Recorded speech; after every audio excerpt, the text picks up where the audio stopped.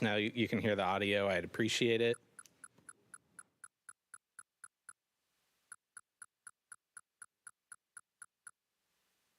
Get on audio. Okay. All right. Thank you, everyone, for joining us. It's July 14th. This is our third quarter 2026 Drinking Water Advisory Work Group. We have a pretty good agenda today. So with that, if you are in the room and you're on your laptop, please make sure you mute the audio. And if you've also joined the meeting, make sure you mute the mic in case we have external speakers so we don't get double feedback. If you have any questions and you're in the room, just raise your hand. For those online, feel free to put them in the chat, and we'll go ahead and address those as we go through the meeting. With that, I will introduce Scott from the Texas Water Development Board to give us a funding update. And Scott, if you're on with us, take it away. Good morning. Thank you, James. Hello, everyone. Good morning. And looking forward to speaking to you about Water Development Board financial assistance programs. Just a quick briefing update about what's new at TWDB. And I am going to share a PowerPoint. Just a few talking points. The big one is still House Bill 500, the water supply and infrastructure grants. We're right in the middle of application development. Applications are due July 30th. And I think a lot of people are familiar with this new one-time grant opportunity for drinking water systems, a little over $1 billion in 100% grant funding. Scott. It's a one-time opportunity. Can you hear me okay? Yes, we can hear you, but you're not on a presenter view for your presentation. Gotcha. Great. Thank you. Thanks for the heads up. How about now? There you go. Thank you, sir. All right. Thank you. Thanks. So back to the House Bill 500, the water supply infrastructure grants, keeping everyone at TWDB super busy these days because $1 billion of free money, one-time opportunity, applications due July 30th. And these are the grants for public or political subdivisions, cities, districts, counties, river authorities. The eligible projects, of course, are water loss projects, TCEQ regulatory violations, addressing those, and then providing additional water supply. Water supply corporations, private entities, and investor-owned are ineligible, but we have good news about water supply corporations coming up in the next couple of slides. But I think many of you probably have seen this information before on our website or maybe in some of the webinars. The project categories must identify or address one of these type of tasks. Can be a combination of all three, but it must address at least one. So water loss, again, regulatory violations, or adding additional water supply. And that adding additional water supply is a question we get a lot. What does that mean? It's basically increasing drinking water supply to existing infrastructure and existing facilities. Pretty broad category, though. Just an update on implementation timeline. Again, applications are due coming up in a couple of weeks. We'll start committing those funds in the fall of this year, and then closing in the late winter, early summer of 2027 to actually receive dollars in hand to the local communities that are applying for these grants. And then construction closeout documents have to be finalized by or be submitted to Water Development Board by February 2031. So this grant opportunity, as probably many of you have heard us say before, it's on an accelerated timeline for both the application processing, and it's also on an accelerated timeline for construction. So there's some pretty stringent due dates and regulations that are associated with this grant. I think most of you have seen this. It's the project dollars are categorized by population. So you can see this here, $6 million up to $55 million based on the service boundary area of the drinking water systems population. So as we all know, that could be different, especially for cities. So we're using TCEQ's Drinking Water Viewer to determine population for the drinking water system. And large communities may only request construction funding. Smaller communities can take advantage of planning, land acquisition, design, and construction funding. Just a few requirements. Affidavit for environmental compliance, where the entity, the drinking water system, will sign an affidavit saying basically they will comply with all environmental rules and regs. Land easements and acquisitions, property acquisitions have to be obtained already. No missing data on the application form. That's important. Ready to proceed projects are basically construction bid ready to proceed. So all of your permitting, design approvals have to be in place to be eligible for ready to proceed categories.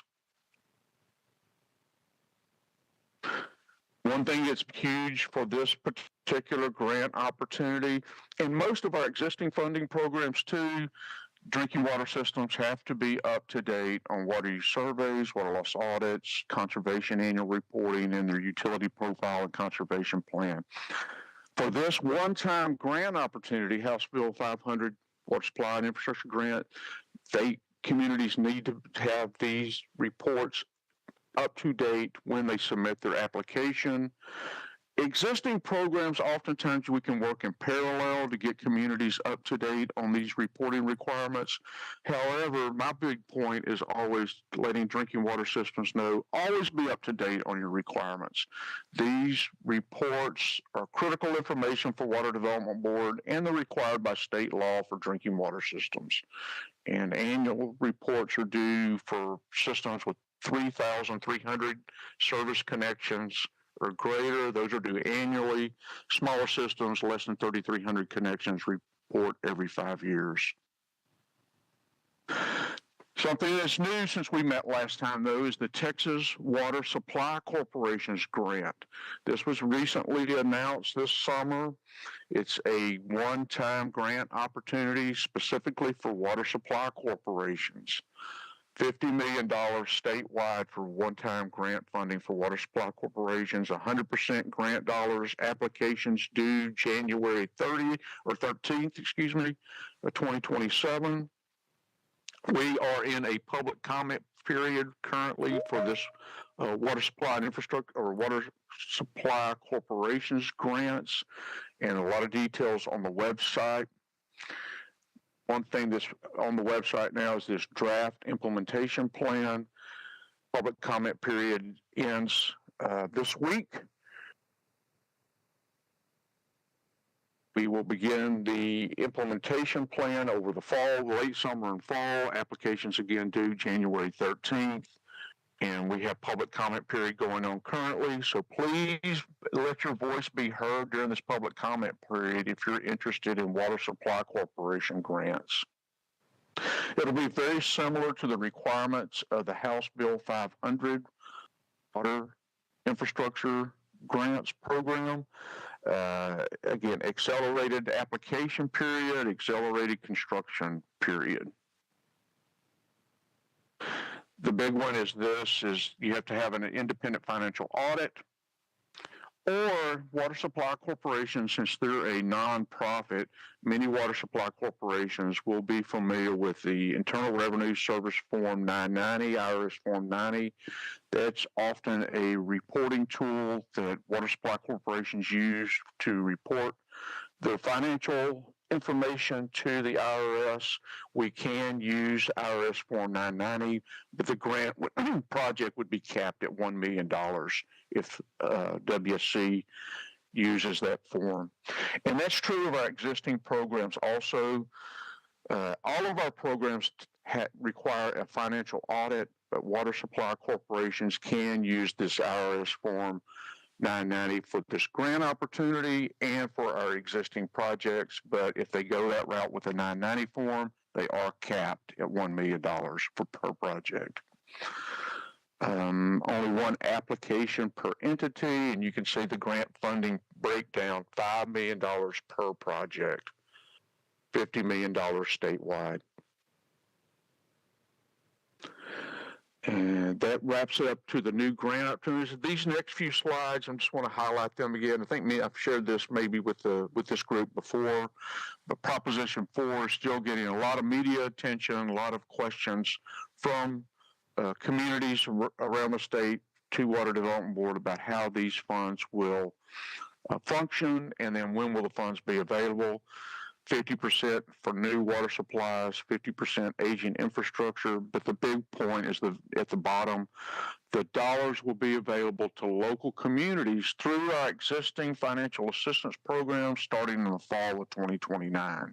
So there's still some time between now and when we start accessing these new dollars from Constitutional Amendment Proposition 4. And again, this is a dedicated sales tax carve out from the comptroller's office to TWDB to fund existing programs. So this money will go into the Texas Water Fund, our big holding tank, and then it will be distributed through our existing programs, the buckets that you see at the bottom. Our existing financial assistance programs, the new Proposition 4 money will be able to fund a majority of these type of programs. But I've mentioned this numerous times probably to this group, and I always like to tell communities this when we're out in public. All of these financial assistance programs function on an annual cycle. Most of them are closely aligned with either the state fiscal year or federal fiscal year. But the big takeaway is we collect applications, process those applications, close on the funding or approve the funding, and then repeat the cycle again the next year. And there's always a lot of details and nuances about that, but that's in general how it works. So one thing that we like to tell communities, if they're not prepared to apply for funding this year, there's always next year. The other news is the draft state water plan. We had a public comment period that just closed a few weeks ago on that. The final version of the state water plan will be published later this fall. Typically, that comes out around September, October timeframe, but just stand by for more information on the final version of the state water plan.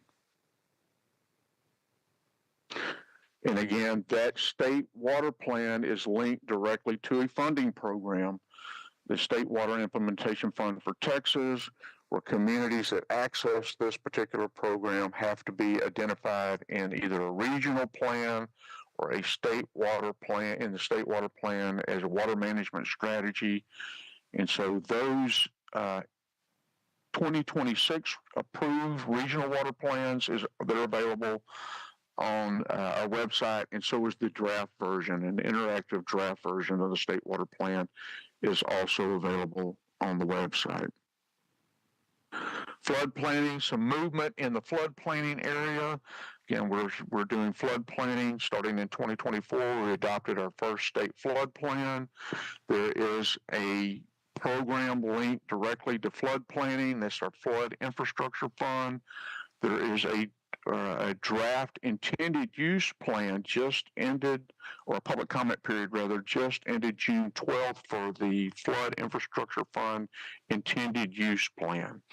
And so most of our financial assistance programs, both state and federal programs, Water Development Board produces an intended use plan by annual cycle of those programs.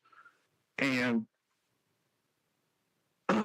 that information is basically the rules, regs, policy, timelines, all for that one cycle of financial assistance programs. So it's just a good resource to read and to discover all the details for that fiscal year cycle. And so the draft version is on the website now. They'll be probably finalized later this fall sometime. One of our easiest programs to access has a due date, application due date, September 30th, and that's the state dollar program, the Texas Water Development Fund, or D-Fund. This is one of our oldest financial assistance programs. What's neat about this program is you can finance drinking water, wastewater, and even flood projects under one funding umbrella, one financial assistance programs. This program is a 100% low interest loan, fixed rate terms, 20 or 30 years are typically the terms, and applications are due September 30th. One thing I like to highlight about this particular program is especially many people in this group know how competitive the drinking water and clean water state revolving fund programs are. This program doesn't have that competitive feature on it. There's no scoring metrics. There's no point ranking system.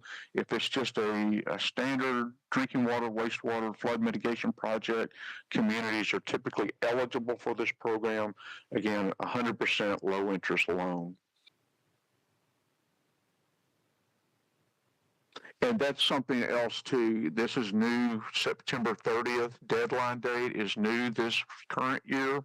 In the past, for many years, we've had an end of the year, usually December 31 due date for the applications. We're moving that up just for convenience for our staff and communities around the state, that it's now going to be a fall deadline for the D-Fund applications. Another application due date that's coming up soon. This will be our final round of the lead service line replacement program.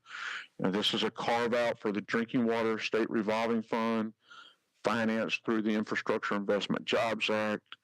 That IIJA funding was temporary federal funding, and this will be the final round right now for the lead service line. Again, loan 40%. Loan, 51% loan forgiveness. The applications are due August 14th. The last couple of slides are just some direct links to some of the information I've talked about. One thing that I wanted to highlight too is the very bottom bullet point. You may have seen this information posted on our website or on social media, a new statewide water public awareness campaign. This is Texas Water. And it has a great website, some video information about Texas Water, and we expect public service announcements on radio, TV, and social media coming soon. And this is going to be a campaign that lasts for, I'm not sure exactly how long, a couple of years maybe, for this Texas Water campaign to try to educate citizens and the public about water supply planning, the necessity of our work both at TCEQ and TWDB, and just making citizens more aware of the value of water and what's being done to make sure we have adequate supplies for the future. And that is all the slides. Be happy to try to answer any questions that folks may have. And there's always lots of more great information on our website about all these opportunities, especially the grant opportunities for House Bill 500 Water Supply and Infrastructure Grant, and the new grant, the Water Supply Corporation Grant. All right. Thank you, Scott. Any questions for Scott in the room? No? No questions online? All right. Okay, thank you. Thank you, Scott. Appreciate it. Bye, James. Thanks. Next up, we have our Office of Compliance and Enforcement update, and we have Kelly here with us, and I will go ahead and pull up her slides. Thank you.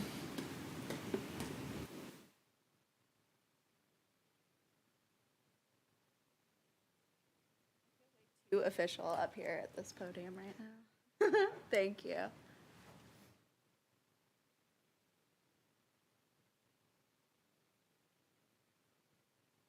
Good to go? Yep. Slides are up? Yes. Is this already on, I assume? Yes, okay, cool. Yay, there I am. Well, hello guys. My name is Kelly Slager. I'm with the Office of Compliance and Enforcement, here to represent our investigators, enforcement team, everybody in OCE today.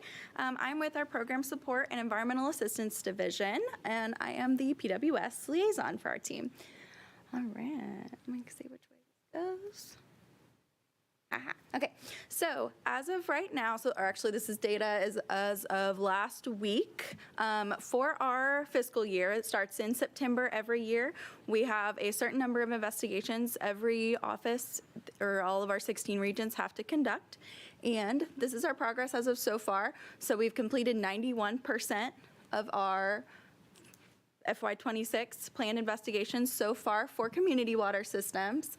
79% for our non-community water systems, and then for complaint incidents, we have completed 819. So that's any calls we get in that investigators need to follow up on, say dirty water calls, I don't have pressure at my house, my water smells kind of funky, all those kind of things are all fall under the incident category. All right. And then I also wanted to bring up today that while investigations are kind of like the key function that our investigators do in the regional offices, they also provide a lot of other resources like technical assistance. So say you have a question about your monitoring plan or how many chlorine residuals you should collect each week, things like that. They're more than happy to answer those questions, and you don't have to wait for them to come out to you for an investigation or a CCI, anything like that, for you to get that information.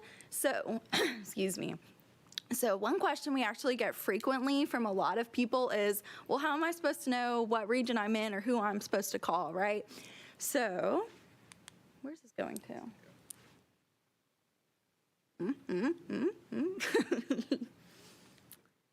There we go. Oh, too far. There we go. Okay, so we actually have a lot of resources on our public site that are very helpful with like how to determine what region you're in. You can search by city name, you can search by county, or we have a big map that shows, you can find you on the map and be like, okay, I'm here, and it shows you which office there is with a list of who your regional staff are, that, the phone number, the email, all that kind of stuff for each office. So very helpful. And while a lot of people might think, oh, this is really basic information, we actually do get this question very frequently from the regulated community. So just wanted to throw that out there today. And I have these links in the presentation. I can put them in the chat if anybody needs them, but they do come up with like a quick Google if you just search like TCEQ regional office county or TCEQ regional office city, and then you can kind of, there's directories and things like that you can search through. Yay. Okay, so this is just a screenshot of what the county search looks like. So it's by alphabetical order. Very easy to use. You just go through, find your county, and it tells you which office you're in. So Aransas County, for example, is under A. That's the TCEQ Region 14 office. And it just scrolls all the way down. You can Control F, search the whole page, makes it super simple. And then this is an example of the map. This is actually from our Small Business and Local Government Assistance Program. And they have a list at the bottom of their compliance officers that can also answer like any questions and help you with compliance throughout the year as well. All right, and honestly, that is all I have for you guys today. Does anybody have any questions for me? No? Awesome. Well, that's it. Thank you, guys. Thanks, Kelly. Thank you, Kelly. Moving along, next up we have our occupational licensing update, and I believe we have Teresa with us online. Yes, sir. Hi, how are you? Sorry, I am in my office and my camera is going to be covered up, so I'm not even going to turn it on. I don't have any updates at present, but wanted to give an opportunity if anybody had any questions for me. Any questions for occupational licensing? No questions. Okay. I'll put my contact information in the chat, and so if you think of something later, definitely feel free to reach out to me, and I hope everybody has a good day, and be safe if you have to get out on the roads. Thank you, Teresa. Appreciate it. Take care. Bye. All right. Next up on the agenda, we have our drinking water special functions section update with Stephen and Jackie.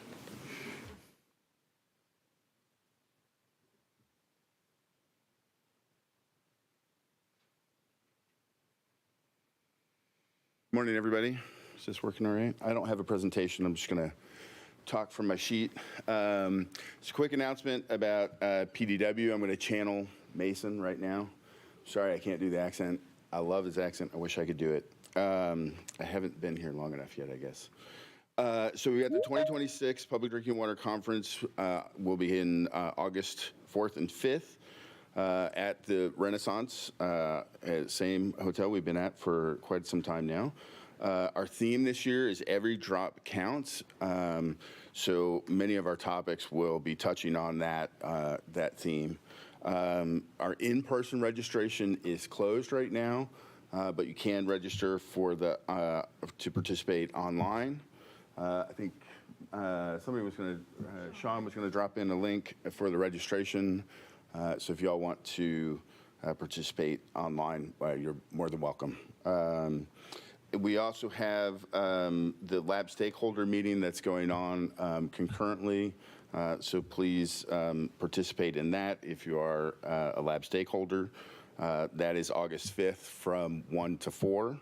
And there's always lots of really good information and deep information included in those in that time, and we'd love to have you guys participate and to hear from you all too. So you can again go to the homepage for or follow the link that Sean put in for the registration. And of course, we're having we're really been working hard at getting this thing together, and we expect it to be a really great conference again this year. Now, I would be remiss if I did all of those announcements, did my best to channel Mason, and I didn't give you guys a joke. So, what do you call an angry carrot? One steamed veggie. Sorry. It's Mason's fault, not mine. But I will tell you, my kids tell me that a bad dad joke is a good dad joke. So I'm going to consider that a success. And any groans I get from my children only further encourage me, and it's the same with you all. So if you stop groaning, I will stop the jokes. Okay, so on a little bit more serious note, we've got CCR compliance going on right now. We've got several of our interns here, so if you guys want to just stand up and get recognized. This is 3 of the 4. We've got Reese and Chloe and Mackenzie and Sam. Sorry, if you guys know me, you know I'm terrible with names, so it's really actually remarkable that I remembered all of them. And these guys are doing an incredible job. We did great work this year of getting kind of the cream of the crop for our interns, and they've really done a great job of kind of learning all the rules really fast, implementing a new tool for the compliance work, and now kind of going through and reviewing all of those CCRs. So thank you all very much for your help. We very much appreciate you, and glad you guys are here. They're also just a lot of fun and add a lot of energy to the office. I love coming in on Tuesdays because I get to see them all. And so, we're really excited about what's happening with CCR. There have been a lot of changes, we know, and it's been difficult for some. We have about 4,700 public water systems that are required to do the CCR. So far, we've reviewed about 1,800 of those. We're picking up the pace on that just because, we've done a lot of training, a lot of learning, and now we're getting, about 40 or so CCRs reviewed per person per day. And so we're really kind of cooking along here. If you do have someone reach out to you, so what we're doing is if we're reviewing it, we see that it's inadequate, we are immediately reaching out to whoever it is that sent the CCR in and letting you know it is inadequate for these things. We are sending an email to you all also to follow up. So please, if you get that contact or you get an email, please respond, because the only reason they're doing it is because they want to help you submit a compliant CCR. So we're working with you all to try and do that. So just to give you an idea, right now, of the 1,800 or so that have been reviewed, about 1,300 of them are considered adequate. So we're having a much higher level of inadequacy than we normally do, and I attribute that to mostly to having this new tool and also very zealous interns. And so we're working with y'all to try and help you make those updates that will help you all be compliant. The number one thing that's been a real challenge this year, because it changed completely in our template, is the source water information. And I see everybody's head nodding, some eyes rolling. It's okay. It's a well-deserved eye roll because it has been particularly challenging. So you can use the language from previous years, or you can use the table and add in the whether or not you have one. And if you don't have one, that's okay. You can put no, we don't have one, because the last time people did them was I think it was in '93 when we actually were required to do them. We have put links into the source water assessment tool, so you could generate an assessment if you would like, or you could put no. But if you do the assessment or you have assessment, then you need to say where it's available. And they're basically on that table that's created. The last two columns are where you would put yes, we have it, and this is where it's available, or no, we don't have it, and it's not available because we don't have it. So that's the number one problem that we're having right now. And we recognize that that's a challenge, and so we're really trying to help communicate with water systems about what they need to do to correct that. Other things are we're missing violations and additional health language. And so if you have questions, please reach out to our CCR mailbox. People are responding to those emails as quickly as they can. But please be patient. Please be courteous to our interns and our FTEs that are working on this. We've had a number of incidences where people have not been courteous. So please, I understand that you may be frustrated or you may be under your own deadlines, but please always be professional and courteous with our staff. So again, be patient. You can look at the status of your CCR in the drinking water viewer. If it says we've got it and it's adequate, then you're done. Please do not send us another CCR unless we've requested you to send another CCR, because that just kind of gums up the works for our business processes. And again, if you have a particular concern or some particular urgency, you can always feel free to contact me, and I'll be more than happy to help you. And so that's all I have to update. I don't know if there are any questions on either of those two items. I'm happy to take those. And then I'm going to turn it over to Jackie, standing behind me. I didn't feel her looming.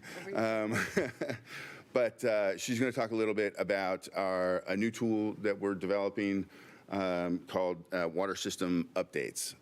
So take it away, Jackie. All right.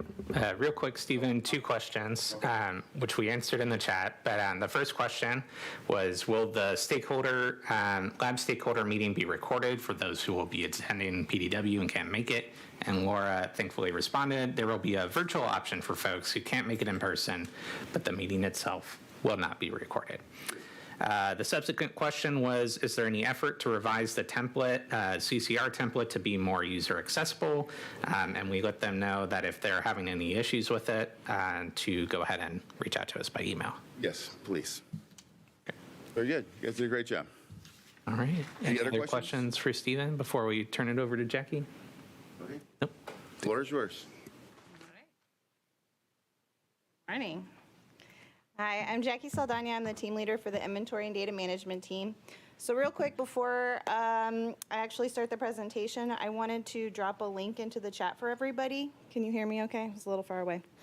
Everybody's had a good chance to use Drinking Water Viewer over the past several months, so we did create a little external survey. So I'm going to drop that in the chat, and we want to get as many people as possible to just give us your feedback so that we can get that back to the contractors and see what we can do to make it better. Yeah, be nice. All right, and then give me just a quick second to share my screen.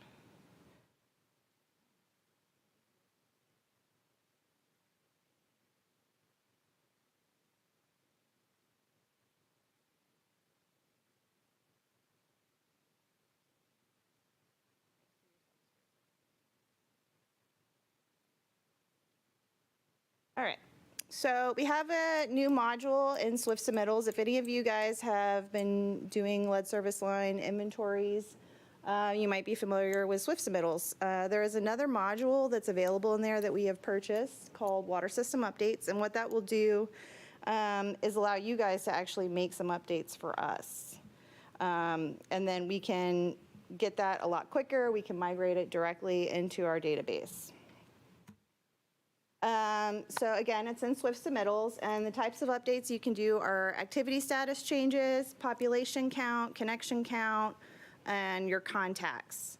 They'll still be reviewed and approved by inventory staff. And like I said, that data will just go straight into CIDWIS and be available in Drinking Water Viewer then after. We're expecting that this is going to really make things move a lot smoother, faster for everybody involved.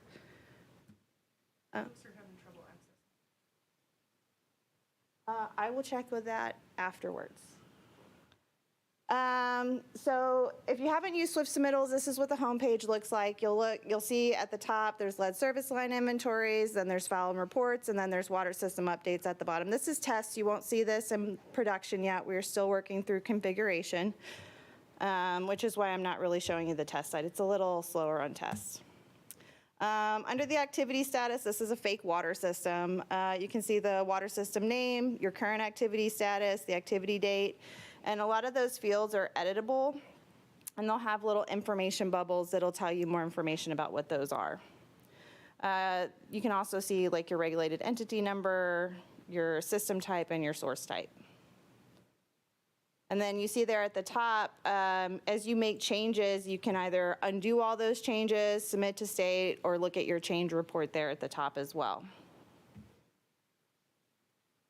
This is what the connections and population will look like. You can add new populations, you can edit existing populations, and then same thing with service connections. You can add different types of connections or populations. So if you have some non-transient, non-community populations, some residential, you can actually update those or add a new one. And then contacts. So you can change your administrative contact. We're going to allow different kinds of contacts, all of them emergency contacts, owners, but there will be some extra documentation that will be required for certain types of updates. You can also add or edit. So where we would get the additional documentation is under files and reports. And that's going to be for any decreases in population or connections. If you're requesting an ownership change or an activation, we'll need that additional documentation just like we always have for inventory updates. And just so you can see the different kinds of file types that the portal accepts, it's PDFs, Excel spreadsheets, Word documents. There's several different types that we can accept through that portal. So our timeline. So we are working through completing what we call configuration, which is, this is not a portal that we created. We actually a contractor created, but we have some things that we can turn off and on and add some help information in the background. So we are working through that right now. Through August, we're going to be doing testing and doing a user guide. And then in September, we want to launch to production and start our outreach to folks to get them using the portal. So if anybody is interested in doing external testing, if you could email me, I've got my email address right there, my phone number right there, and I will share this with James. And we are also going to have a Swift Submittals workshop. The lead service line inventory folks will be there, and then I will be there to talk about water system updates. So that's going to be Wednesday, August 5th in the Brazos room at 1:45 p.m. Any questions now? I posted a revised survey link in the chat, so if you have any issues, let us know. All righty.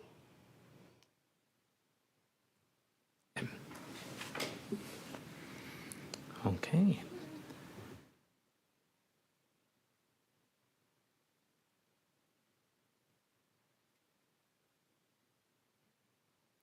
Thank you, Jackie. Next up, we have our plan and technical review section, and we have Claire Carlton here with us. Yes, and I will be pulling up her presentation here momentarily.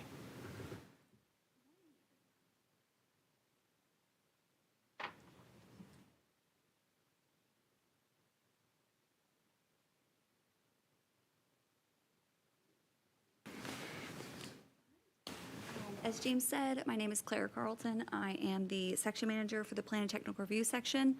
And kind of what I'm going to cover today is just some kind of old business that we are finally implementing, and then some new items to get some feedback from you guys on.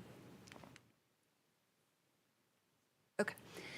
So back in the fall, we came in and talked about updating some forms. We're kind of going to go through the process of taking our checklist that engineers primarily use to submit plans and specifications to the Plan and Technical Review section.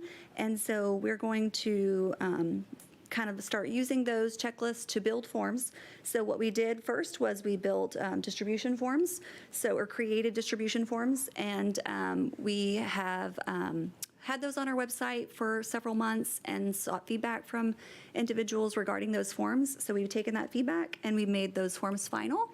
So they will be available on our submitting plans and specifications webpage this week, and they will be required to be submitted to us starting August 1st. Not to worry, if you submit to us a distribution submittal and you do not have this form included, it's no problem. We'll just reach out to you and request that you fill out the form and send it back to us. So that's no big deal. We won't, deny your project or anything. So that is just an update from us on those forms, and you'll be seeing those on there this week. Reach out to us if you have any questions about those forms through the PTRS proxy box, and that email box is going to be on those forms as well. So just let us know if you have any questions as we move forward with that.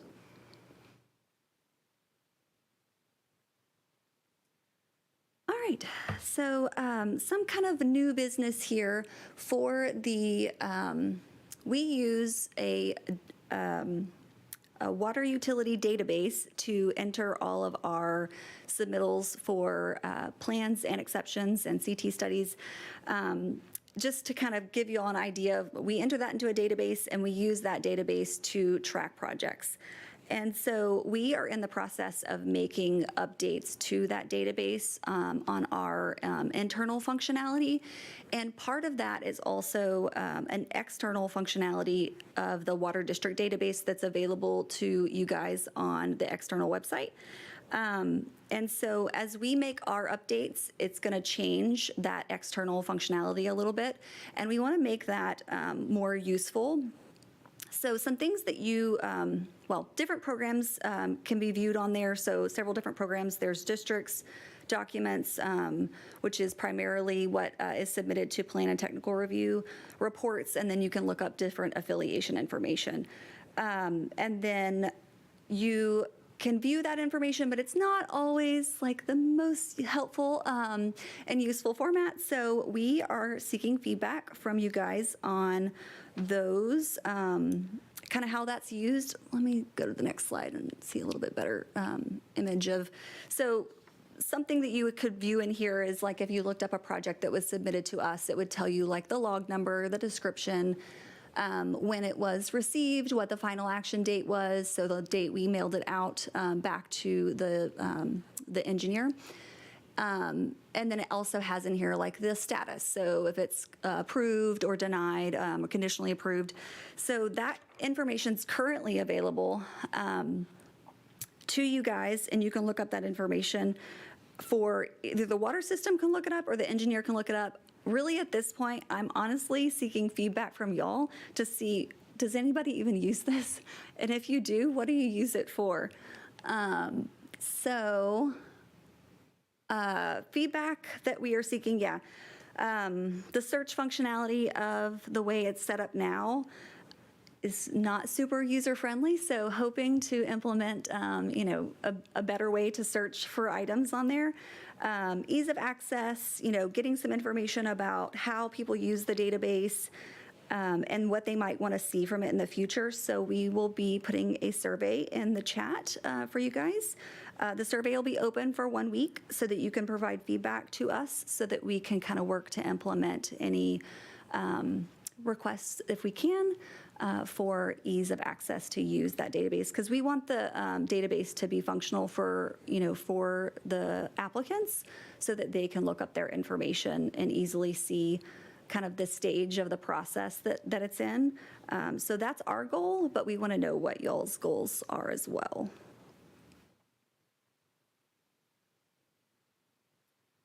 All right. This has also kind of briefly been mentioned in previous DWAWGs. I know that Gulai had talked about it at one point, but I wanted to kind of bring it back around because we are going to move forward with the Drinking Water Engineering Stakeholder Group. The group is going to be kind of the goal of the group is to share information, discuss current and future projects, resources that we might be creating, and for us to, seek feedback from you guys. So the interested parties and who would participate are going to be engineers, engineering firms, public water systems, could be associations. Really, anybody that is would like to participate is welcome to participate. So that is kind of what the group, who will be participating in the group. And we will be seeking feedback during those meetings for via the meeting, via the team's calls and written feedback, either from form, like if we create a form, we might ask for you guys to provide feedback in written form via track changes or comments and give feedback that way as well. We might probably put out some surveys regarding some information to seek feedback from you guys. Anything that we change as we move forward with that process will be kind of communicated out to the group. So we are going to start and kick off this stakeholder group in the fall. So we're going to have quarterly meetings. They will be on Teams and in person, so you can attend either way. And so this September, we will do a kickoff email out to anybody that is interested in participating. And we will have our first kickoff meeting in October. If you are interested in, oh goodness, sorry guys, I didn't advance. There's some information about the feedback and, the commitment. So like I said, meeting will be announced in September, and then the first kickoff meeting will be in October. If you are interested in signing up to participate in the stakeholder group, and again, not to commit to every single meeting, it's not something you have to be there for every time. You can attend as you have the time available and you're interested in the topics. We will put out topics in advance of the meeting so that you can see, what we'll be discussing. But if you're interested, there is this QR code you can scan, and then we will also share this in the chat as well, so that individuals online can sign up. Any questions? Let's see. Stop sharing. No questions online. Thank you, Laura. All right. And those, the link to the survey and the work group will be posted there in the chat. All right, next up, we have our drinking water standards section, and we have Laura Higgins with us. And Kyle, yes, we will post a link to the database. Wonderful. Good morning, everyone. As James said, my name is Laura Higgins. I'm the section manager for the drinking water standards section within the water supply division here at TCEQ. I always like to give just a little refresher about what the work of the drinking water standards section is, just in case for any of our virtual friends online, if you've never been here before or it's been a while. So the drinking water standards section is primarily focused on compliance with our various drinking water rules. So, I think we use little fun sayings, everything from A to Z. We do all of the chemical compliance, lead and copper compliance, microbial compliance, primary and secondary drinking water standards. We're also working on taking over, or making our plans for the upcoming rules, PFAS, LCRI, and beyond. Maybe perchlorate in the future here soon, so we'll see. But that's a little bit about who we are. So a few updates, I guess, from the section. Stephen and Jackie did a great job talking about our public drinking water conference that's coming up here in early August. Did want to give a quick plug. The drinking water standards section gives many presentations and workshops at that conference. Jackie gave a plug at the end talking about some workshops focused on the SWIFT submittals portal. Our lead and copper monitoring team will also be giving many presentations and workshops geared towards upcoming compliance for the LCRI, the lead and copper rule improvements, with the compliance date of November 1st of 2027, so don't miss those. And for those folks, if it's been a while, we mentioned the SWIFT submittals portal. If it's been a while since you've used the portal or you haven't used the portal at all, now is a great time to go ahead and get yourself registered, check it out, refresh your memory on how to navigate through that portal, see your old submittals, anything that you've tried to upload in the past, because that's going to set you up for the future coming here soon. Lily's going to speak a little bit more about the portal and some of the work that her team has been working on to try and make way for the baseline inventory that's due on November 1st of 2027, but we'll get to that in a little bit.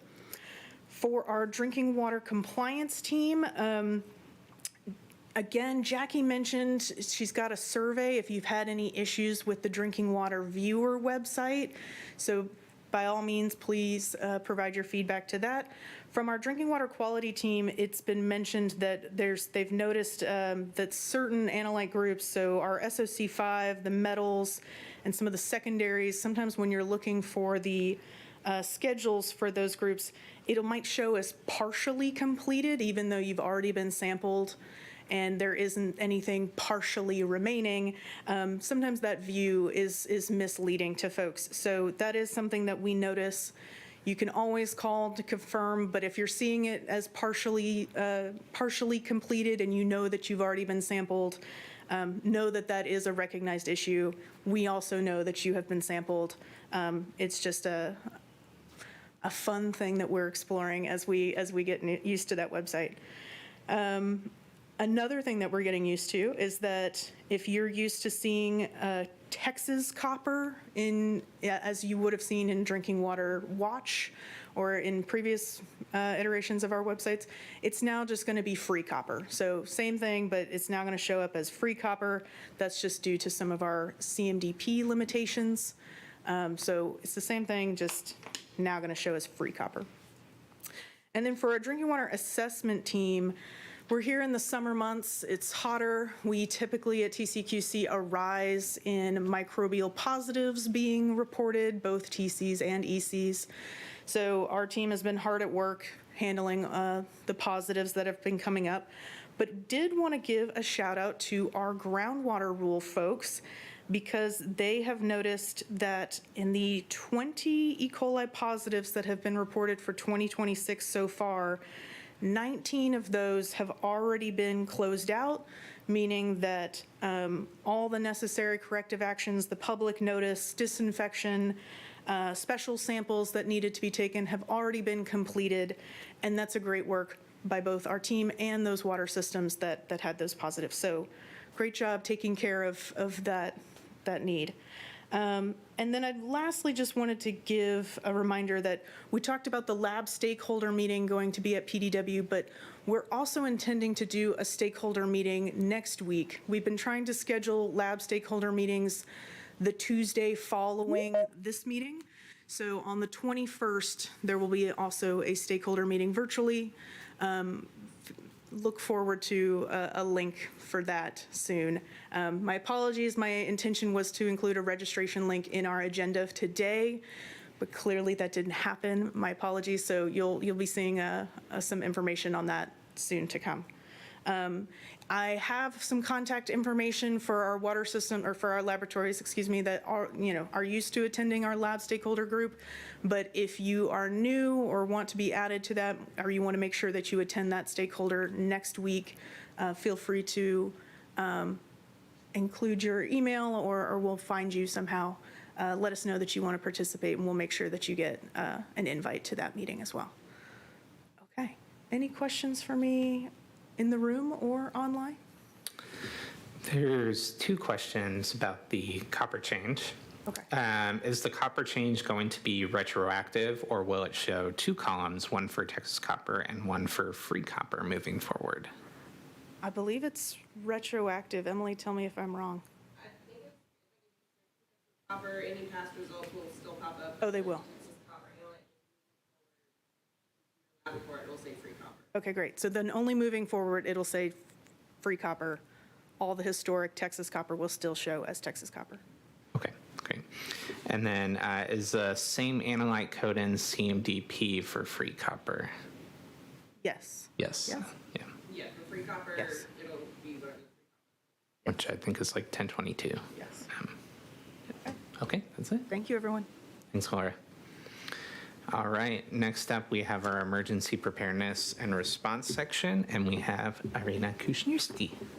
And I will pull up their presentation. Screen.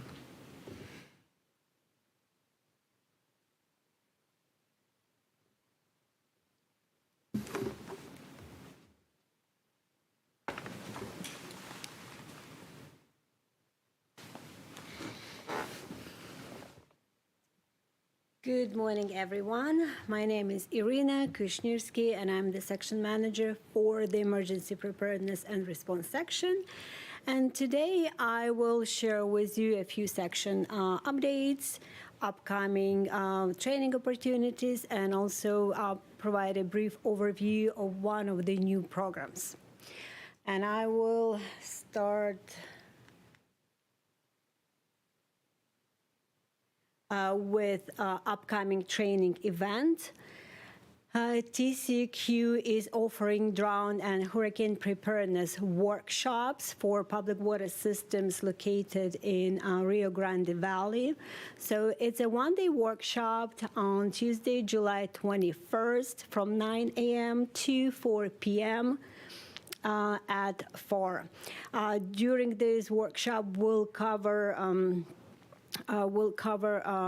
drought preparedness, and also we'll discuss topics like water laws, the more efficient way to create your drought contingency plan, and how to be ready for the hurricane season.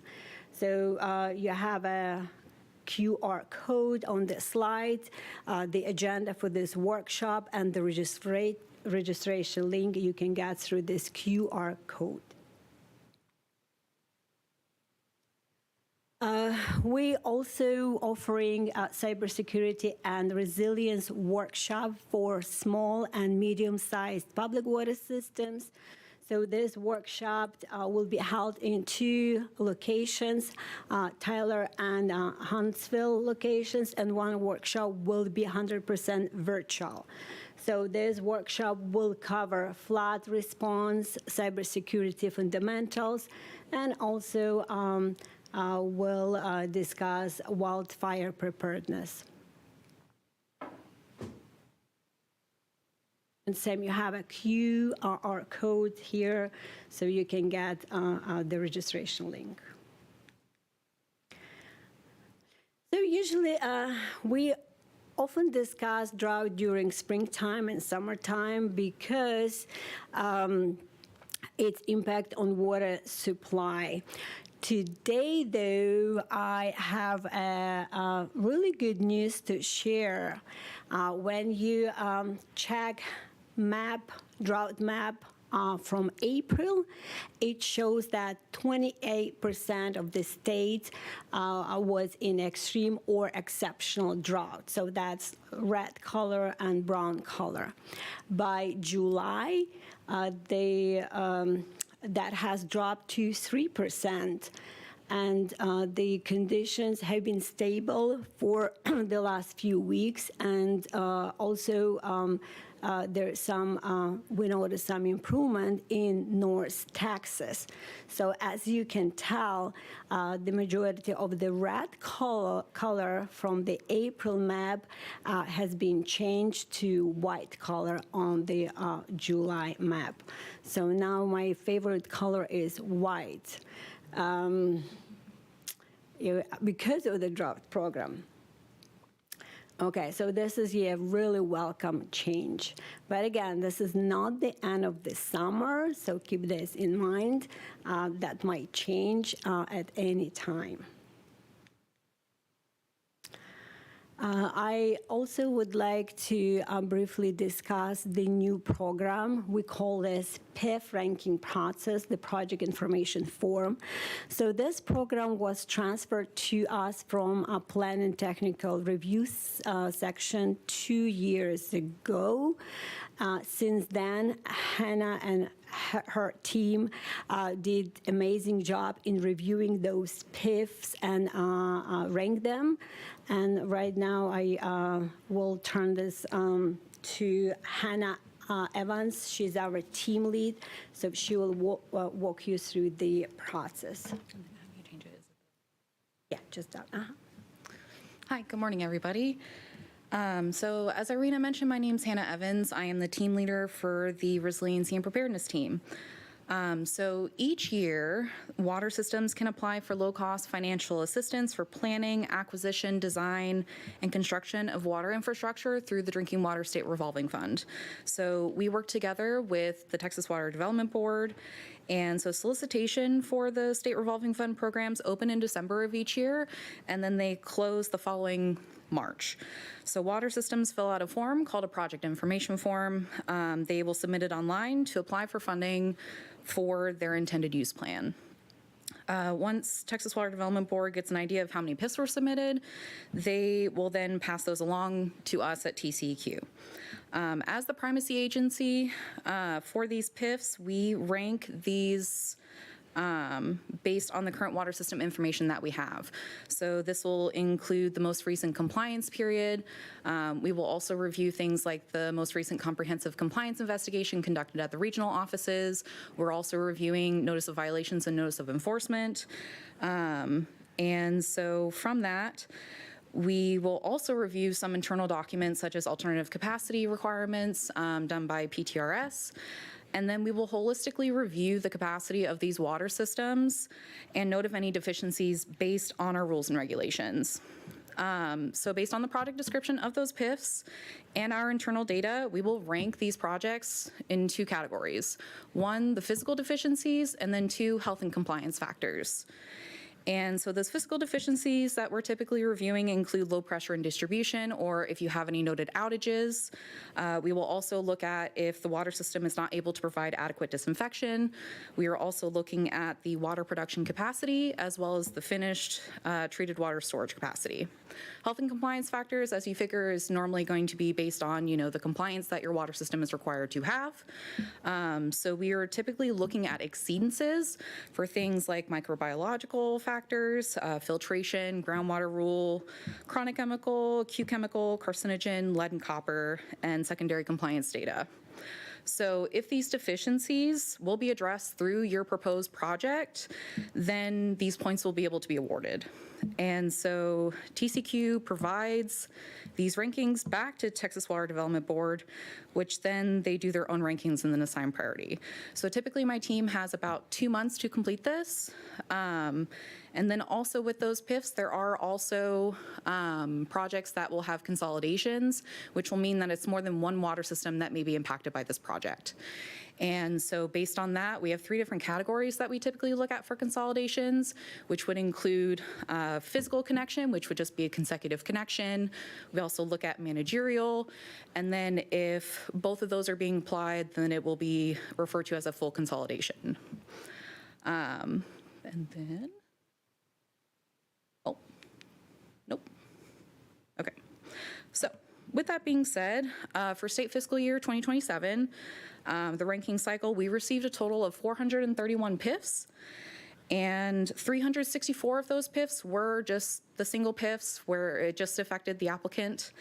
And then we had 68 PIFs that included consolidation projects. So as you can see from those 68 PIFs, that caused us to rank an additional 188 water systems. So overall, we ranked 619 water systems, and as you can see from the graph, this has significantly changed over the past couple of years that my team has been doing it. But bottom line, it's really good that these water systems are applying for funding to be able to fix their water infrastructure. And based on our internal data, we are able to use the most urgent needs and be able to apply that for point ranking. Okay, that's it. All right, thanks, Hannah. We did have one question in the chat. Would a city be able to go through this process if they needed to drill a new well to keep up with population growth? Yes, so you can use that. There are also other funding opportunities that are available through the Texas Water Development Board. I know Scott was on here earlier talking about all the different funding programs. And as he mentioned, this one is a little bit more stringent because we are primarily focused on urgent need, but if your well is an urgent need, then yes, I would highly recommend. All right, thanks, Hannah. All right. Appreciate it. Okay, and then the chat, Chance in our occupational licensing group, Chance Rushing, has mentioned that all of the work groups mentioned at the beginning of the presentation will also give resiliency credits for water and wastewater operators currently holding a license in Texas. Thanks, Chance. Ray, we're going to post that full list from Scott's presentation from the Texas Water Development Board online this afternoon. So, but you should be able to check the last presentation from April as well, if you want to look at it right away. Okay. Next up, we have our Innovative Sources and Treatment Team update. I believe Wenji has joined us virtually. Wenji, any updates to share? Yeah, good morning. Thanks, Jen. So I can have, quick update. So this is Wenji Sun. I'm the team leader for the Innovative Sources and Treatment Team. As we are the new team, I will continue kind of introduce our team, the development our team to all our community. And if you any question, feel free to reach out. I'll post our, team proxy email box, in the chat after, my short update. So, my team actually has two programs. So first one is the Innovative and Ultimate Treatment Program. We are continue filling our, open position to build up the capacity in our team. And since the last quarter meeting, we continue filling two positions, one engineer 2, and the other one is engineer special 5. And right now we have a 2 engineer 3 and 1 engineer special 5 post, for hiring. If someone interesting, for this position is still, open for apply.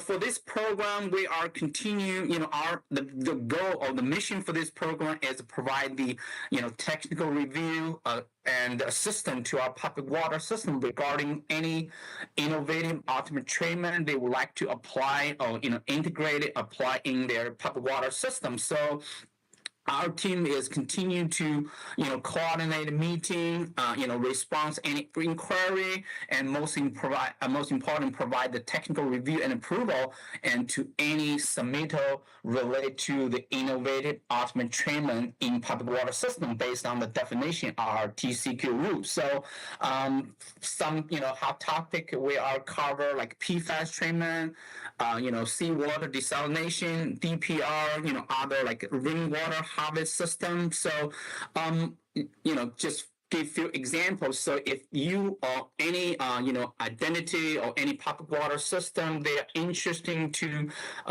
discuss, have a meeting, have any inquiry about this innovative treatment process, and feel free to reach us for, meeting for discussion. As I mentioned, I'll post the email address, later on. On the other side, we have another program is called Wastewater Tax Optimization Program. It's a little bit different, but focus on the technical assistance and training to our small wastewater system. So it's a brand new program in our water supply division. So we have been continue, develop our programs through the internal creation and develop the SOP policy, procedure, protocol, and just kind of give a little update. Our crop has been reviewed and approved by TCEQ, by our agency, and right now has been moved to the EPA, for review and approval. Hopefully we get feedback as soon as possible so we can really launch our program for the, on-site, technical assistance and technical training to our wastewater system. The other things internally, our program is continued to, develop our toolbox, including purchase a large inventory of the instrument, equipment, and also some like a simulation software which help us to, provide quick feedback to our pump water system and based on the technical need. And in addition, our program, the wastewater top program, is continued to expand the capacity by forming some partnership or collaboration with FMT and also through the UTA contract to continue increasing the capacity for us to provide technical assistance and develop the technical training material to support our wastewater system. So I think that's the quick update I would like to provide through today's meeting, and I will just post the to email address on the chat. If you have any questions, feel free to reach out us. So I'll stop here. Anyone have any question for my program? Appreciate it. Thank you, Wenji. No questions in the chat right now. I appreciate it. And Wenji will also be attending the wastewater advisory work group this afternoon, or yet here as well. All right. Thanks, Wenji. Right. Thank you. Okay.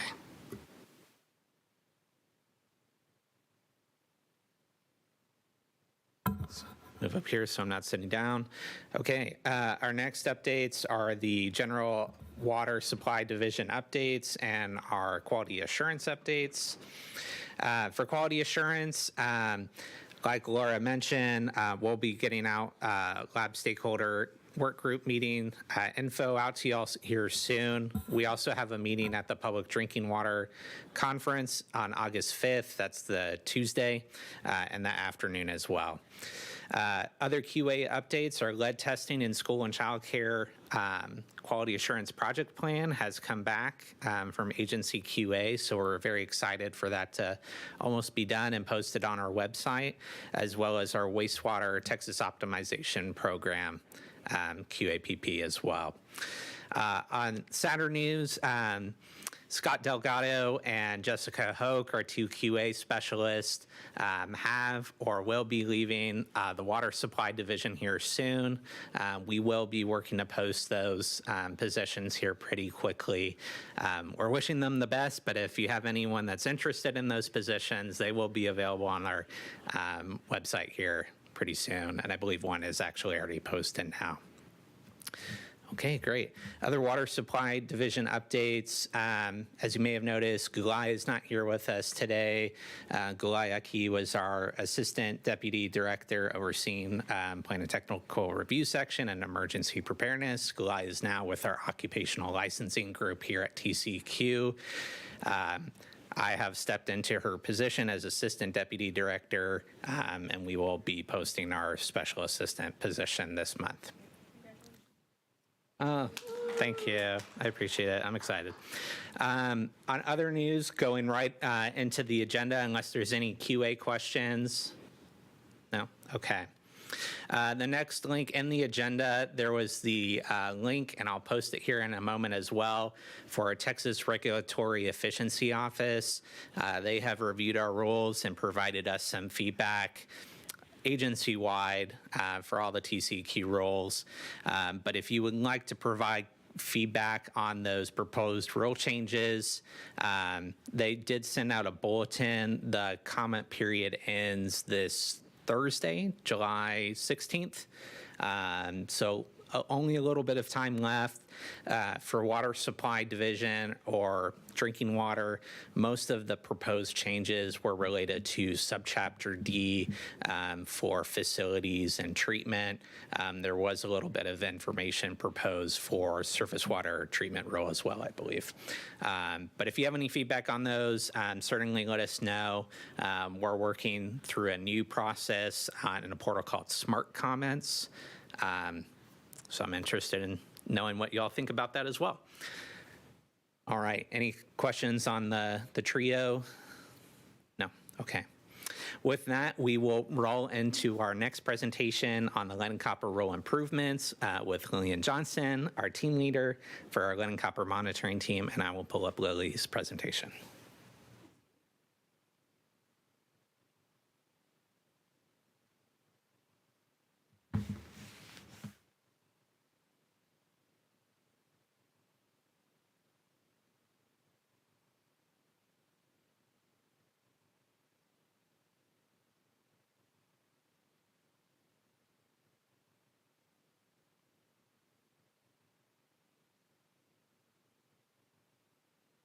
All right, there we go. Hi, hello, good morning.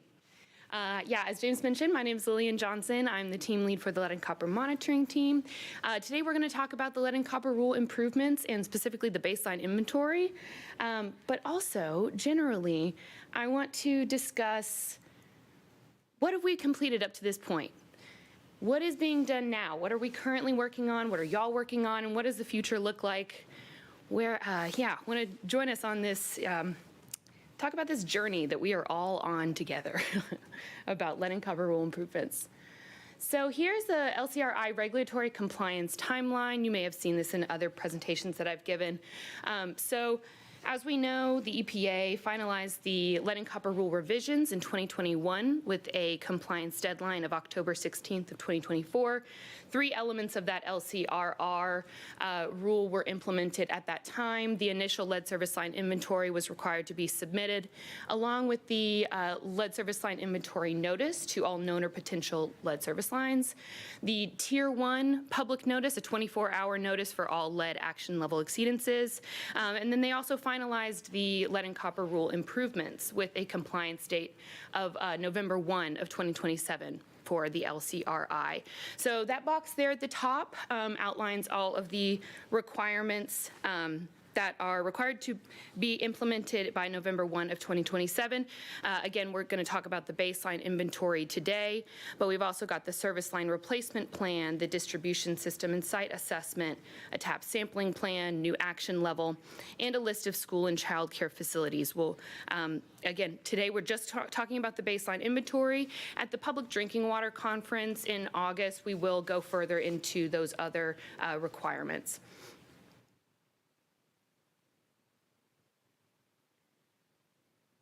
Okay, so until November 1 of 2027, we are still operating under the lead and copper rule and the lead and copper rule revision. So here's an overview of the current lead and copper rule requirements that we are still operating under. Of course, ensuring prioritization of the higher tiered sample sites, continue sampling in accordance with your scheduled monitoring period, completing lead consumer notices with each sampling period, reviewing sample summaries and being aware of your next monitoring period, and always ensuring optimal corrosion control of your water system and completing any corrosion control activities if required. All right, and here are the lead and copper rule revision requirements that we, again, are still operating under until November 1 of 2027. So the submission of the initial lead service line inventory, as y'all are aware, that initial lead service line inventory was required to be submitted by October 16th of 2024. Delivering annual notification to those consumers at known or potential lead service lines. That is an annual requirement, required to be certified delivery of that notification to the TCEQ by July 1 of each year. And the Tier 1 public notice to all consumers if that 90th percentile exceeds the lead action level. Okay, so By November 1 of 2027, I want to highlight the 3 provisions that are most pressing by November 1 of 2027. So again, the submission of the baseline inventory. This time around, we are requiring the submission of the baseline inventory through the SWIFT submittals portal. And then the submission of the service line replacement plan. This is required for all systems with lead, GRR, or unknown service lines. And then the LCRI site sample plan. This is going to be required for systems that will be completing 6-month monitoring beginning January 1 of 2028. So these are systems with lead or GRR service lines. All right. So how do we ensure a smooth transition into the LCRI compliant state? Currently, the lead and copper monitoring team, it is all hands on deck right now. We are uploading about 2,500 lead service line inventories into the SWIFT submittals portal. So almost half of our systems submitted the initial lead service line inventory on TCEQ form 20943, that Excel template. And we are assisting water systems in uploading that initial lead service line inventory into the portal so that it is as pain-free and simple as possible to submit the baseline inventory. So we are assisting public water systems on that. We want to ensure that everybody make sure the most updated lead service line inventory is uploaded into that SWIFT submittals portal and it is imported as soon as possible. So we also want to remind everybody, make sure that your galvanized requiring replacement lines are accurate. As a reminder, GRR is the galvanized requiring replacement is a galvanized service line that is or ever was downstream of a lead service line. So if you can knock out as many of those GRRs or confirm those GRRs as non-lead, we want to encourage you to do so. All right. So let's talk about the draft baseline inventory template. So this time around, the location information that is required, we are requiring an address, a unique service line ID, and an address for every single service line in distribution. On the initial lead service line inventory, we allowed for GPS or other location identifier. This time around, the GPS is only allowed if an address just does not exist. So we really want to see that address in the baseline inventory template. Okay, on the system-owned portion of the baseline, what is new? The basis of material classification. So we have already required the system-owned portion if non-lead was material ever previously lead, and the service line installation date. The new column, the new requirement under the system-owned portion is that basis of material classification. So was it confirmed non-lead, or was the categorization confirmed through visual inspection, record review, predictive modeling, et cetera? Okay, also under the customer-owned portion, the only new column here is the basis of material classification. Again, was it confirmed through record review, visual inspection, predictive modeling, or other? All right, so here is the largest lift of the baseline inventory template here. We will need to know connector classification. That's going to be, is it lead, non-lead, no connector present, or unknown? Also, we are requiring the confirmation is if there is lead solder in the service line, and then any premise plumbing material, if you know the premise plumbing. So the information is required for accurate tiering structure, but an unknown answer is allowed for all 3 of these columns.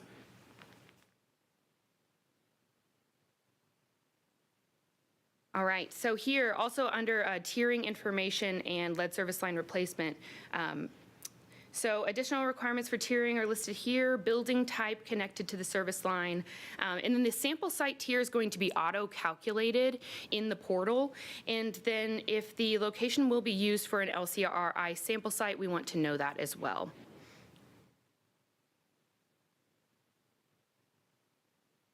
All right, so looking ahead, our biggest priority right now is assisting public water systems with the upload and import of the initial lead service line. Like I said, we are working to upload about 2,500 initial lead service line inventories into the portal. We are getting a lot of uploaded with errors. So we really want to assist as many public water systems to upload and import that initial lead service line inventory so that when we turn on that baseline inventory on the portal, it is a very easy and smooth transition. So we are currently, the baseline inventory template is here. We are testing it. We are also going through the configuration like Jackie mentioned, and we will be, once we turn on that baseline inventory template into the portal, we will be completing the promotion and training of that baseline inventory in a number of different ways. So many postcards, letters. Of course, we're going to be at the Public Drinking Water Conference. There is a presentation and a 1.5-hour workshop, also a Swift Submittals workshop.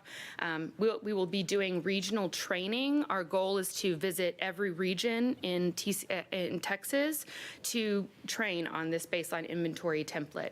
Many webinars and presentations in the future on this template. Okay, and that is all I have for you today. Here's our contact information, but I will also put my personal contact information into the chat, chat at DWAWG. And with that, any questions? Lots of questions. There's questions, but I believe we have them all answered, but I'll go ahead and read them out for those attending online or just listening in. So how do we request to have the initial LSLI uploaded? Jay responded, we're uploading all initial Leslie's, lost where it was, Leslie's that were submitted by the TCEQ form. No additional request is required. Yes, and I want to add to that as well. So we are uploading those template or the Leslie's into the portal, but I would encourage you to go into the portal and see our upload, review the file, and see if there's any errors that you can resolve. On that upload. Perfect segue. That answered the next question. What if we originally submitted the form and now have done our own upload into the GEC portal? Will that information be duplicated? Information's not duplicated. If the system already made updates, we did not make a second upload. However, as you and Brian have also said, you should log into the portal and review and make sure there's no errors and fix those now. Perfect. Does the Leslie notice on the CCR count towards the annual notification to consumers with lead or GRR?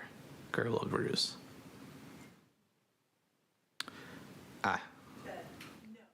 No. Sorry, the CCR requirement is a separate requirement from that notice to customers served by lead, GRR, or unknowns. So Jay pointed out that there's a specific required language. It's already in a pre-filled out notice template that's available on our website. And then I think the last question from Sandy was if there was a specific form or portal system that needs to be used when submitting the school and childcare information besides our initial inventory submission. Stay tuned on that, Sandy. Yeah. We are, as you know, we're talking about the Swift Submittals portal. Our special functions group is using that for contact information. We're using that for the baseline inventory, and we suspect that we will probably also be using the Swift Submittals portal for turning in your list of schools. But that's still in the works, so stay tuned for more information on that. So a great time to get really comfortable with that Swift Submittals portal if you haven't already. And thank you, Jay and Brian, and to the whole team. The whole lead and copper monitoring team is working really hard to assist public water systems on the upload and import of those Leslies. So thank you all. Yes, Gary. Quick question. You're I was welcome. just curious on the goal of noting if there's lead solder for the premise plumbing. Is that just if there's a known lead hazard that we know about to mark that? Or I hadn't heard of those two before. Do y'all have any thoughts on that? Yeah, so the lead solder and the premise plumbing are required for the tiering structure. And so we really want the baseline inventory to serve a couple of different functions for the lead and copper rule improvement requirements. So that's baseline inventory, the validation pool, the tiering structure or sample site plan, and then the replacement, tracking the replacement. So that's why we're requiring that in the baseline inventory. Okay, gotcha.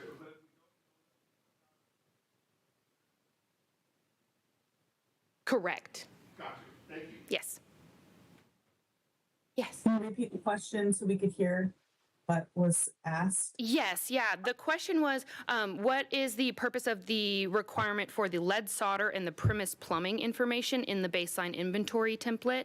And again, that is for the accurate tiering structure for the lead and copper rule improvements.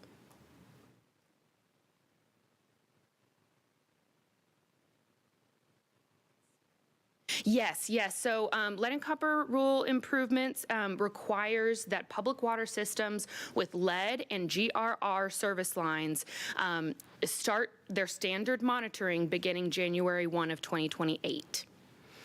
Yes, and so by November 1 of 2027, we intend to work with those systems to submit an LCRI site sample plan to prepare for that standard monitoring beginning 2028.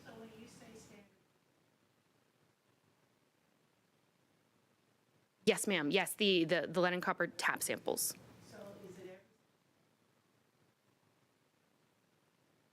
So that's going to be dependent on your population, and the standard monitoring is 2 consecutive 6-month monitoring periods. Lily, can you please repeat the question before you answer it? Yes, so the question was mentioning the 6-month monitoring beginning January 1 of 2028 and elaborating on that. So the LCRI requires all systems with lead or GRR service lines to begin routine monitoring in 2028. And that's 2 consecutive 6-month monitoring periods for lead and copper tap samples. The sample size, or I'm sorry, the number of lead and copper tap samples dependent on population. And another question.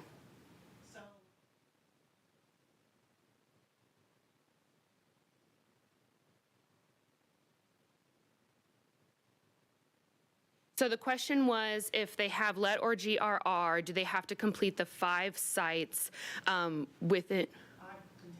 The 5th liter sampling. So more to come on that. That is what it's looking like the LCRI is requiring, but we really are waiting for EPA guidance and support on that. Yeah, we're expecting more guidance from EPA and both on rule implementation and guidance for the replacement plans and other things that are due November 1st, sometime this fall. And so, yeah, the second we get some more information from EPA, we will certainly be passing that along to you guys. But trust me that I don't want to send large systems back to standard monitoring as much as y'all don't want to go back to standard monitoring. So if there's a way, we will be looking into that. I have a question about your definition.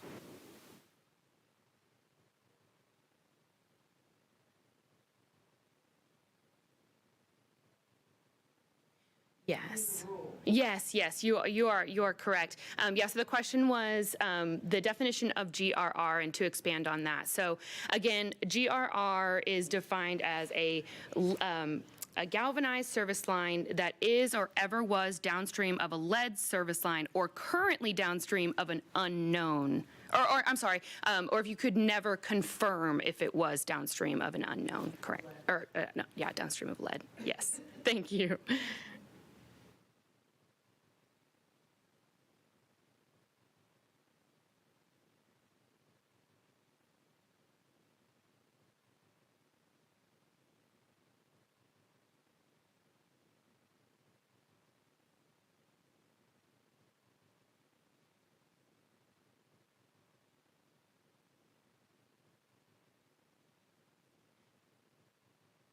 Okay, can we pause one time? We want to get you a microphone so that the online audience can hear your question. because I'm sure other people might have this question, so thank you.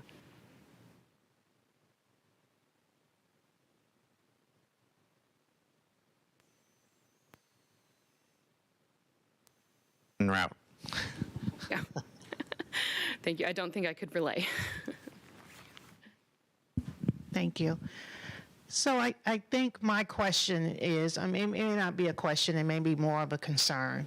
As we start to replace our galvanized services in our systems, and we're getting ready for compliance monitoring if we have lead or galvanized, which we must start by January 1 of 2028. Those two things are kind of overlap at some point. So I guess my question would be, when we determine what locations we want to use as our sampling, if we're in the middle of replacing that service, can we change those locations on our monitoring program?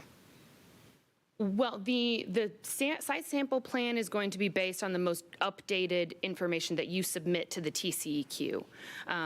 So if it's currently it's currently being replaced, but it hasn't been replaced yet, I would not change that. I would only change it once it has been replaced.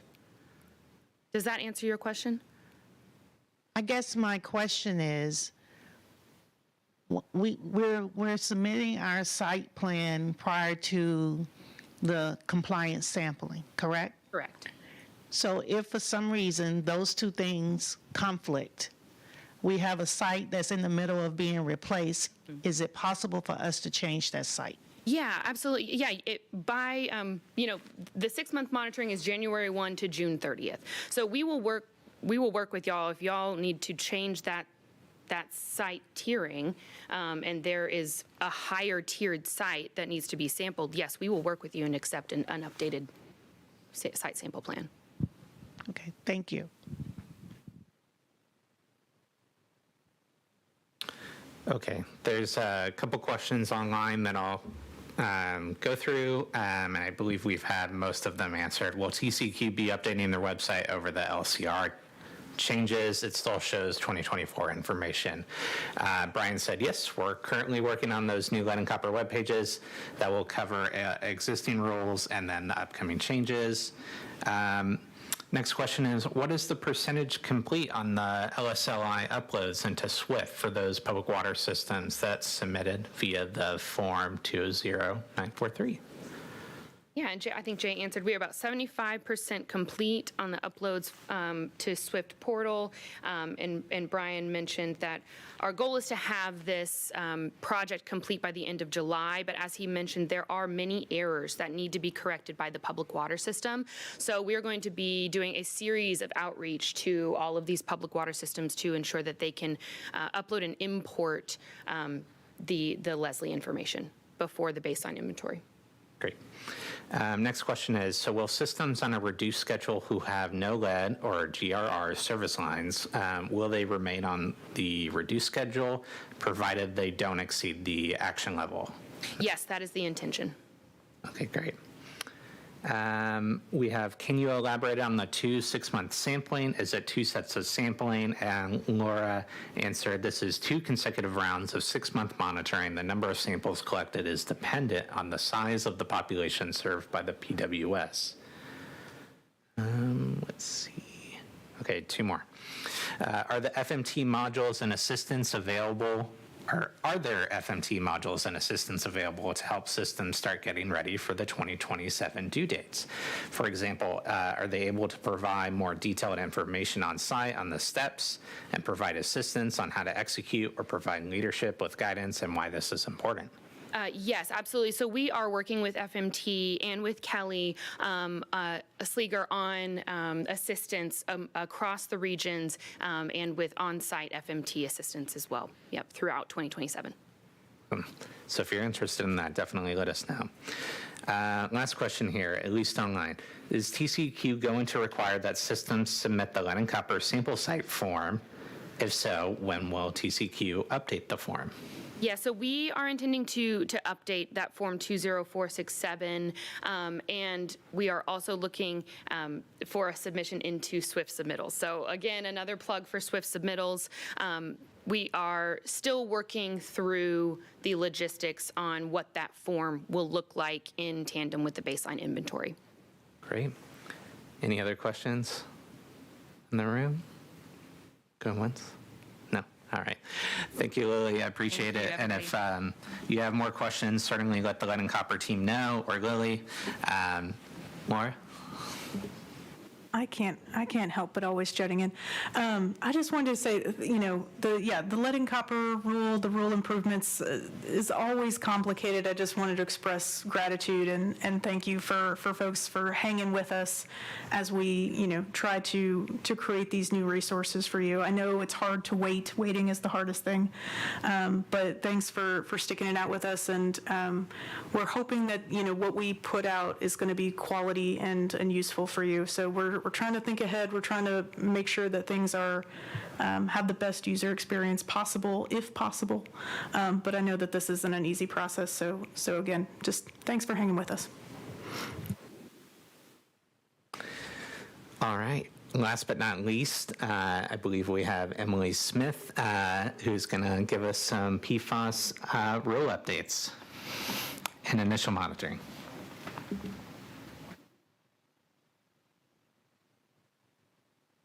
All right. Good morning, everybody. Like James mentioned, I'm Emily Smith. I'm the team leader for the drinking water quality team in the drinking water standards section, and my team has the pleasure of implementing PFAS compliance. So very exciting.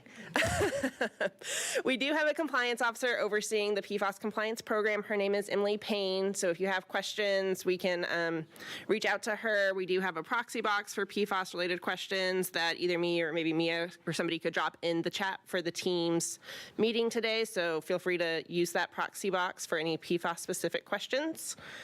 Today I just want to kind of go over some frequently asked questions we get and some answers, and just be available for any questions y'all have. To start off, I am aware, and I'm sure you all are aware, EPA back in May put out 2 new proposed rules. Currently for TCEQ, we are operating as the 2024 finalized rule, so all of those MCLs we're operating under until we see what comes out of these proposed rules that EPA has put out, but we are operating under that 2024 finalized rule with the 5 MCLs and that hazard index. A frequently asked question as far as initial monitoring data and how we are going to be receiving that. We are in the process of using CMDP, or the Compliance Monitoring Data Portal, for testing of receiving that data from the lab. So we are working with one of our labs for our PFAS data, and they are working on testing, submitting that through the CMDP portal, just to make sure there's no hiccups before we announce that to all the labs that might be wanting to submit us initial monitoring data for systems. So compliance for monitoring reporting begins April 26th of 2027. So if you are needing, this is more aimed to systems that might have groundwater entry points that have a population greater than 10,000. We just want to make sure y'all are aware. The requirement for initial monitoring for those entry points is 4 samples. I know under UCMR 5, you just needed 2 samples for groundwater, but for initial monitoring, make sure you have those 4 samples. If you don't have them yet, go out and take a look and see what quarters you're missing and get those collected before April 26th of next year. Let's see. So I mentioned the 2 new proposed rules, one of which is rescinding some MCLs and the hazard index. The other is a PFOA and PFOS compliance extension, extending that MCL compliance date to 2031 if you're granted an exemption. We've been getting questions on who is granting that exemption. Until TCEQ receives primacy for these regulations, it's going to be handled by EPA. So if this rule goes into effect, EPA will be granting those exemptions. They will be putting forth documentation that they would be required to submit to get approval for that, but that would be handled by EPA until TCEQ gets primacy. Those rules are open for public comment currently. They close July 20th, 2026. So if you have comments on those proposed rules, let EPA know. And the only other thing I wanted to mention is we are doing presentations at PDW. Emily Payne is giving a presentation on the rule itself, and then Wenji's team is following up with some PFAS treatment techniques. So feel free to attend those if you have more specific questions. Anything? Thanks, Emily. Any questions for Emily in the room? Yes, and let's get to the mic, Stacey.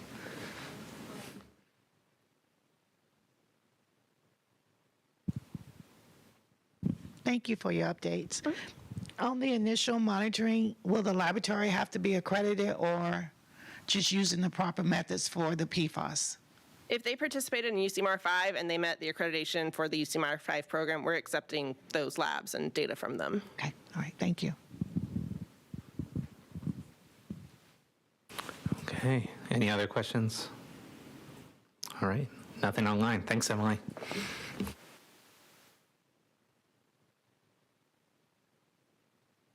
Okay, so that brings us to the end of our drinking water advisory work group. Any questions, comments from the room, online? Instead of from my laptop, so I can't see the questions, but all right, great. Okay, well, we have done this meeting a little bit differently. Obviously, we're in a different room than we usually are. We have our great team here at TCEQ that is helping to do the audio and video. They have live streamed this meeting to YouTube. So once we're done here, that recording will go up right away. And that'll help us avoid some of the normal delays there. So we're very excited about that. Our next Drinking Water Advisory Work Group meeting will be October 13th of this year. We will be doing it in the agenda room again. That's Building E, room 201S, instead of our normal Building F. So if you're looking for that, we'll get that registration link up here soon, and we'll go from there. We hope to see you at the Public Drinking Water Conference in August, and if not, we'll see you in October. Thanks, everyone.